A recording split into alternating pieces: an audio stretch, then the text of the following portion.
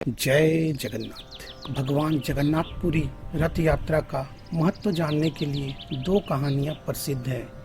कहते हैं श्री कृष्ण की मौत के पश्चात जब उनके पार्थिव शरीर को द्वारिका लाया जाता है, तब बलराम अपने भाई की मृत्यु से अत्यधिक दुखी होते हैं।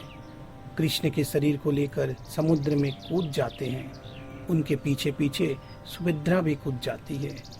इसी समय भारत के पूर्व में स्थित पुरी के राजा इंद्रद्युम्न को स्वप्न आता है कि भगवान का शरीर समुद्र में तैर रहा है, अतः यहाँ कृष्ण की एक विशाल प्रतिमा बनवानी चाहिए और मंदिर का निर्माण करवाना चाहिए। उन्हें स्वप्न में देवदूत बोलते हैं कि कृष्ण के साथ बलराम सुभद्रा की लकड़ी की प्रतिमा बनाई जाए और श्री कृष्ण की अस्थियों को उनकी प्रतिमा के पीछे छेद करके रखा जाए। राजा का सपना सच हुआ। उन्हें कृष्ण की अस्थियां मिल गई, लेकिन अब वो सोच रहा था कि इस प्रतिमा का निर्माण कौन करेगा। माना जाता है कि शिल्पकार भगवान विश्वकर्मा एक बढ़ई के रूप में प्रकट होते हैं और मूर्ति का कार्य शुरू करते हैं।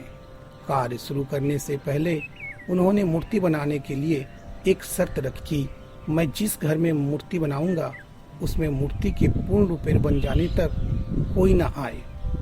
राजा ने इसे मान लिया।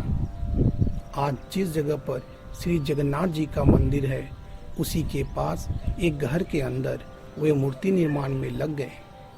राजा के परिजनों को यह ज्ञात न था कि वह वृद्ध बढ़ई कौन है। कई दिनों तक घर का द्वार बंद रहने पर और खटखट की आवाज नहीं आने पर महारानी ने सोचा कि बिना खाए पिए वह बढ़ई कैसे काम कर सकेगा। अब तक वह जीवित भी होगा या मर गया होगा। महारानी ने महाराज को अपनी सहज शंका से अवगत करवाया। महाराज के द्वार खुलवाने पर वह वृद्ध बढ़ई कहीं नहीं मिला, लेकिन उसके द्वारा अर्ध निर्मित श्री जगन्नाथ, सुभद्रा तथा बलराम की काष्ठ मूर्तियां वहां पर मिली। राजा ऐसे ही मूर्तियों को स्थापित कर देते हैं। वो सबसे पहले मूर्ति के पीछे भगवान कृष्ण की अस्थियां रखते हैं और फिर मंदिर में विराजमान कर देते हैं। दूसरी कहानी महाभारत में से है, जो बताती है कि जगन्नाथ के रूप का रहस्य क्या है। माता यशोदा, सुभद्रा और देवकी जी वृंदावन से द्वारका आए हुए थे। रानियों ने उनसे निवेदन किया कि वे उन्हें श्री कृष्ण की बाल लीलाओं के बारे में बताएं। सुभद्रा जी द्वार पर पहरा दे रही थी कि अगर कृष्ण और बलराम आ जाएंगे तो वो सबको आगाह कर देगी, लेकिन वह भी कृष्ण की बाल लीलाओं को सुनने में इतनी मग्न हो गई कि उन्हें कृष्ण बलराम के आने का विचार ही नहीं रहा।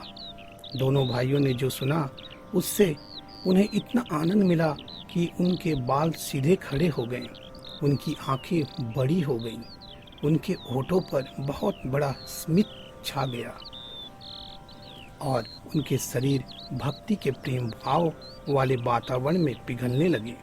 सुभद्रा बहुत ज्यादा भाव विभोर हो गई थी, इसलिए उनका शरीर सबसे ज्यादा पिघल गया और इसीलिए उनका कद जगन्नाथ के मंदिर में सबसे छोटा है। तभी वहां नारद मुनि पधारे और उनके आने से सब लोग वापस आवेश में आए। श्री कृष्ण का ये रूप देखकर नारद बोले कि हे प्रभु, आप कितने सुंदर लग रहे हो, आप इस रूप में अवतार कब लेंगे। तब कृष्ण ने कहा कि कलयुग में वो ऐसा अवतार लेंगे और उन्होंने कलयुग में राजा इंद्रद्युम्न को निमित्त बनाकर जगन्नाथ अवतार लिया। जय जगन्नाथ, जय जगन्नाथ, जय जगन्नाथ।